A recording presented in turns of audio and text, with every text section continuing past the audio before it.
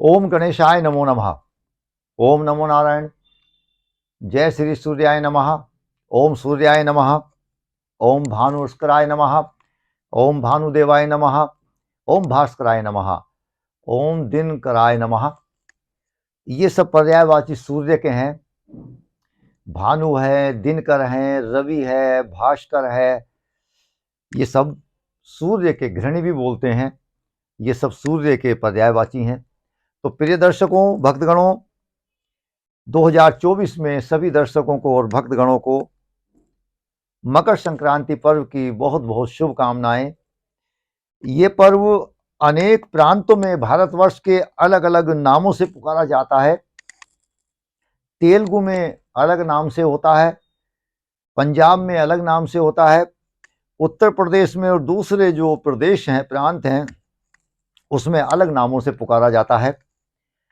तो यहाँ से विशेष समय प्रारंभ हो जाता है और इसमें मैं विजय गोस्वामी दशनाम भृगु साधना चैनल के माध्यम से आप लोगों को यही जानकारी मैं प्रेषित कर रहा हूं और आप लोगों तक पहुंचाने का प्रयास कर रहा हूं कि मकर संक्रांति जो पर्व है 2024 में कब है, किस प्रकार मनाना चाहिए, किस लिए होता है, इसमें किस चीज का महत्व है, क्या पुण्य फल दान का महत्व है, क्या करना चाहिए, क्या नहीं करना चाहिए, और कितने समय में इसका पुण्य काल है, कितने समय में इसका महत्व है और किस दिनांक में है, ये आप लोगों को इसकी मैं जानकारी दे रहा हूं। उसको आप पूर्ण रूप से ये वीडियो शुरू से और अंत तक आप देखिए, तभी आपको जानकारी होगी। आइए प्रारंभ करते हैं, हम इस वीडियो का शुभारंभ करते हैं। तो प्रिय दर्शकों, 2024 में मकर संक्रांति पर्व, देखिए, यूं तो सभी लोग जानते हैं कि 14 जनवरी में मकर संक्रांति पर्व होता है, लेकिन इस बार 14 जनवरी ना होकर 15 जनवरी को ये पर्व हो रहा है। कारण क्या है कि रविवार 14 जनवरी को मध्य रात्रि 14 ऑब्लिक अर्थात 14 की रात्रि और 15 की रात्रि में सूर्य मकर राशि में रात्रि काल में पूर्णतः 2:44 से लेकर 2:56-54 तक प्रवेश कर जाएंगे। ये क्या समय है? सूर्य महाराज पूर्णतः मकर राशि में आते हैं। यूं तो वर्ष में 12 मकर संक्रांतियां होती हैं, लेकिन मकर संक्रांति विशेष है। मकर संक्रांति पर्व सूर्य महाराज अपने पुत्र से मिलने के लिए जाते हैं, ये मकर संक्रांति है। कारण क्या है? चूंकि मकर जो है शनि की राशि है और सूर्य महाराज के जो पुत्र हैं वो शनि महाराज हैं, तो सूर्य महाराज और शनि महाराज का अर्थात पिता पुत्र का मिलन होता है, इसको मकर संक्रांति बोलते हैं। इस दिन के विशेष कार्य हैं। एक विशेष बात ये तो आप समझ गए होंगे कि 15 तारीख में ये पर्व है। कारण मैंने आपको बता दिया है, क्योंकि रात्रि में 2:44 मध्य रात्रि में 2:44 14 तारीख की रात में ये सूर्य मकर में प्रवेश कर रहे हैं, तो 14 तारीख में इसलिए नहीं हो सकता ये पर्व। 15 के प्रातः को पूर्ण दिन में आप इस पर्व को मनाएंगे। एक और विशेष बात कि रविवार को चतुर्थी तिथि 6 है और घट रही है सोमवार को। इस दिन आप गरुड़ गोविंद भगवान का भी ध्यान करें, चूंकि क्या है, नारायण का दिन है, सूर्य नारायण का दिन है। मकर संक्रांति में जो भी पूजा की जाती है वो सर्वश्रेष्ठ हो जाती है, वो सर्वोपरि हो जाती है, वो पूर्ण फल देने वाली होती है। कुछ पूजाओं का फल जो खरमास होता है, मलमास होता है, उसमें रुक जाता है, लेकिन मकर राशि में सूर्य आते ही सूर्य बलिष्ठ हो जाते हैं और सूर्य मकर में आकर सूर्य तेजी में आ जाते हैं।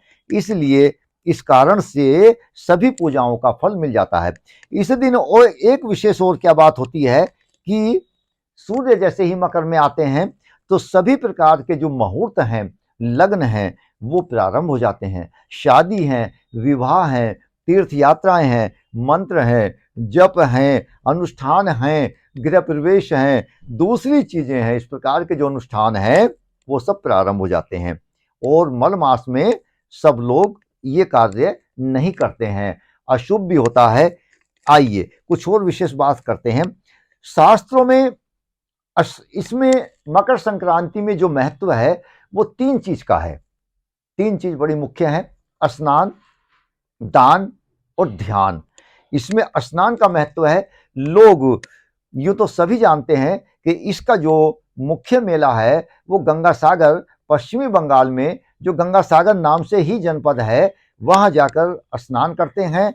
और वहां कपिल मुनि महाराज का आश्रम है, जहां राजा सगर के 60,000 जो पुत्र थे, जो संतान थी, वो भस्म हो गए थे। और उनके उद्धार के लिए भागीरथ जी ने 60 वर्षों तक तपस्या की गंगा जी को पृथ्वी पर लाने के लिए।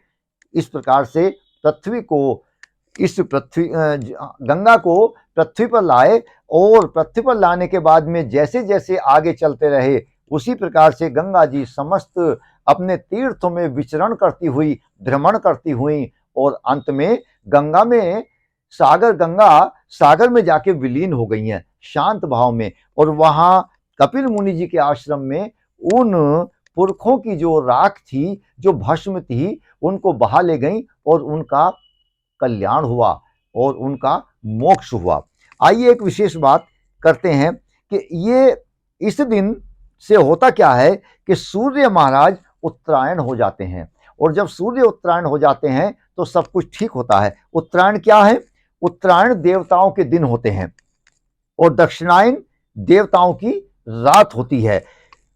इस प्रकार से गंगा सागर का भी इसमें बहुत अधिक महत्व है।